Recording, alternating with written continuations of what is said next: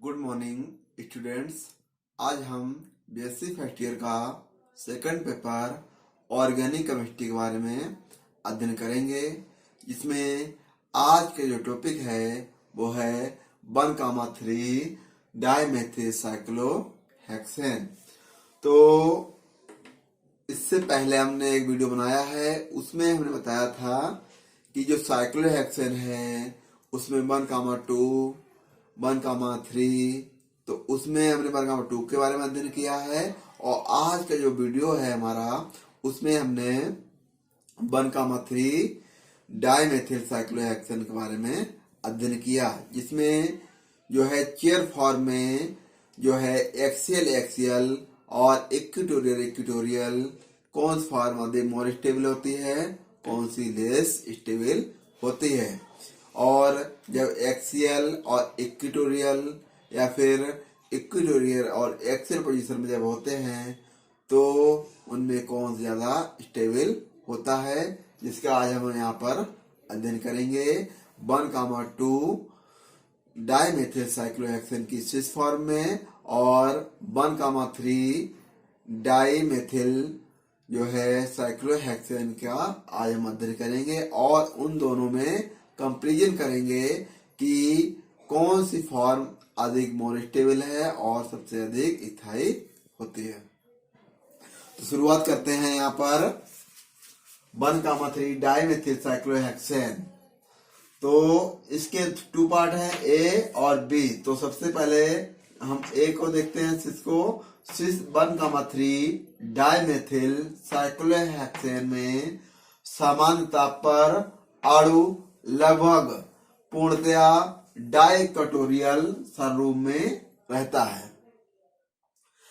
तो यहाँ पर हम देखते हैं कि ये जो हमारी पूरी संरचना है इसको हम चेयर फॉर्म कहते हैं, क्योंकि ये चेयर फॉर्म है, चेयर जैसी दिखती है, इसलिए इसको हम चेयर फॉर्म कहते हैं। और ये जो है साइक्लोहेक्सेन है उसका ये रूप होता है। उसमें हाइड्रोजन के अतिरिक्त 2 सब्स्टिट्यूएंट यहाँ पर जुड़े हैं जो कि 2 मिथिल ग्रुप है हमारे।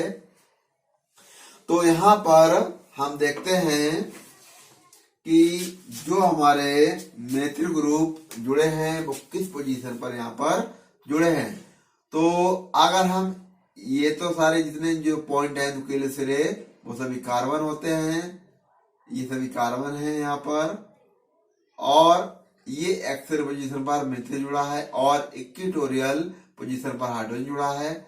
ये हमारा एक्सियल, ये इक्वेटोरियल, ये ऊपर गया, ये एक्सियल, ये इक्वेटोरियल, ये नीचे आया, ये एक्सियल, ये इक्वेटोरियल, और ये ऊपर गया, ये एक्सियल पोजीशन, ये इक्वेटोरियल, और ये एक्सियल, ये इक्वेटोरियल। तो यहाँ पर भी एक्सियल पोजीशन और यहाँ पर भी एक्सियल पोजीशन, दोनों पोजीशन पर मिथिल ग्रुप जुड़ा है और सेम साइड में जुड़ा हुआ है, तो उसे हम क्या बोलेंगे, सिस फॉर्म। सिस इसको हम पढ़ेंगे या यहां से हम शुरू कर दें या फिर यहां से, तो ये होगा आपका 1 2 3। तो फर्स्ट पोजीशन पर मिथिल ग्रुप जुड़ा है और थर्ड पोजीशन पर भी मिथिल ग्रुप जुड़ा है, और ये भी एक्सियल पोजीशन है और ये भी एक्सियल पोजीशन है। तो इसे पढ़ेंगे सिस 1,3, तो पहले पे मिथिल और तीसरे पे 1,3 एक्सियल जो कि लेस स्टेबल होता है, कम स्थायी होता है। अब हम बात करते हैं यहाँ पर जो है इसका जस्ट हम क्या करते हैं, इसको रिवर्स करते हैं, घुमाते हैं, या फिर इसको जस्ट उल्टा हम करते हैं। तो इसको यहां से पकड़ के हम मान लो और इसको उल्टा किया तो ये वाली सिरा ऊपर, ये वाली सिरा नीचे, ये वाली सिरा नीचे हो जाती है। तो ये फॉर्म यहाँ पर बनती है। जो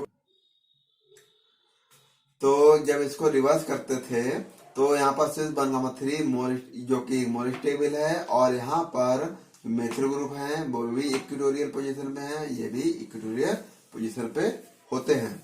तो यहाँ पर देखते हैं सिस 1,3 डाइमेथिल साइक्लोहेक्सेन जो कि इक्वेटोरियल पोजीशन है, स्वरूप में रहता है, तल सममित होता है। क्योंकि ये भी इक्वेटोरियल पोजीशन पे है और ये भी इक्वेटोरियल पोजीशन पे है, तो ये जो तल है कैसा है, सममित है, सिमेट्रिक है, और इसी कारण यह प्रकाशीय अक्रिय मीजो होता है, न कि ऑप्टिकल इनएक्टिव मीजो फॉर्म में होता है। अब हम बात करेंगे नंबर बी की, जो है ट्रांस 1,3 डाइमेथिल साइक्लोहेक्सेन में दो प्रतिस्थापी एक्सियल और इक्वेटोरियल एक्सियल संरूप दर्शाते हैं, और इसी कारण स्थायित्व समान होता है। तो कहने वाला ये है कि यहाँ पर जो ट्रांस 1,3 डाइमेथिल साइक्लोहेक्सेन के भी दो रूप हैं, एक्सियल इक्वेटोरियल और इक्वेटोरियल एक्सियल पोजीशन। तो ये जो चेयर फॉर्म है, यहाँ पर दो सबस्टिट्यूएंट जुड़े हैं, एक मिथिल ग्रुप ये और एक मिथिल ग्रुप ये।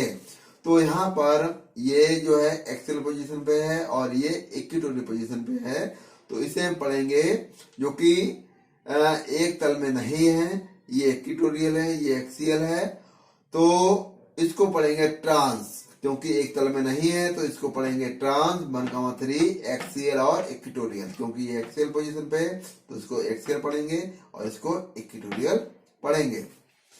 अब क्या करते हैं, ये जो चेयर फॉर्म है उसको हम जस्ट घुमाते हैं या इंटरचेंज करते हैं, तो हमें ये फॉर्म प्राप्त होती है। तो यहाँ पर ये पोजीशन जो है हमारी कैसी है कि ये एक्सियल पोजीशन मिथिल हो गया और ये जो है इक्वेटोरियल पोजीशन पर मिथिल हुआ। इसको हम पढ़ेंगे क्या कि ट्रांस 1,3 इक्वेटोरियल और एक्सियल पोजीशन। तो कहने वाला ये है, यहाँ शुरुआत करेंगे 1 2 3, तो ये 3 जो पोजीशन हुई तो इसको हम कहेंगे ट्रांस 1,3 इक्वेटोरियल और एक्सियल पोजीशन। तो ये जो दोनों स्वरूप होते हैं, दोनों स्वरूप का स्थायित्व तो ये और ये दोनों का जो स्टेबिलिटी होती है वो सेम होती है और इनमें कोई भी अंतर नहीं होता है, किंतु ये क्या है कि आपस में इंटरचेंज होते रहते हैं।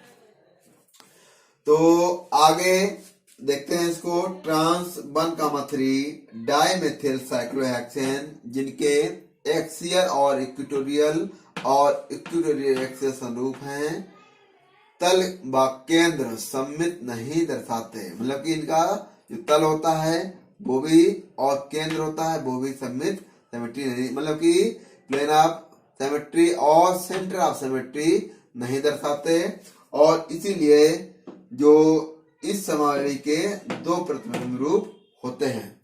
ये दो प्रतिबिंब रूप कौन से होंगे, एक होता है हमारा सिस 1,3 जो कि मोर स्टेबल है इक्वेटोरियल फॉर्म में, और जबकि दूसरा जो है ट्रांस 1,3 एक्सियल और इक्वेटोरियल फॉर्म में होता है। तो यहाँ पर इन दोनों का ये दोनों, क्योंकि देखिए क्योंकि ट्रांस 1,3 एक्सियल और इक्वेटोरियल फॉर्म में है, क्योंकि ये मिथिल ग्रुप ऊपर एक्सियल और ये जो है इक्वेटोरियल फॉर्म पे है। यहाँ देखिए ये भी इक्वेटोरियल फॉर्म और ये भी इक्वेटोरियल फॉर्म, इन दोनों में ये दूसरे के क्या है प्रतिबिंब होते हैं। तो ये क्या करते हैं कि ये मोर स्टेबल होता है और ये लेस स्टेबल होता है।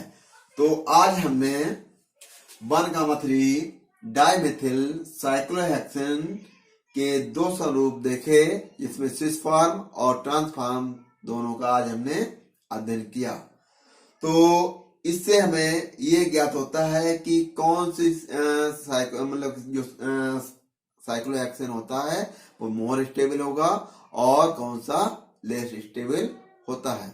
Thank you for watching.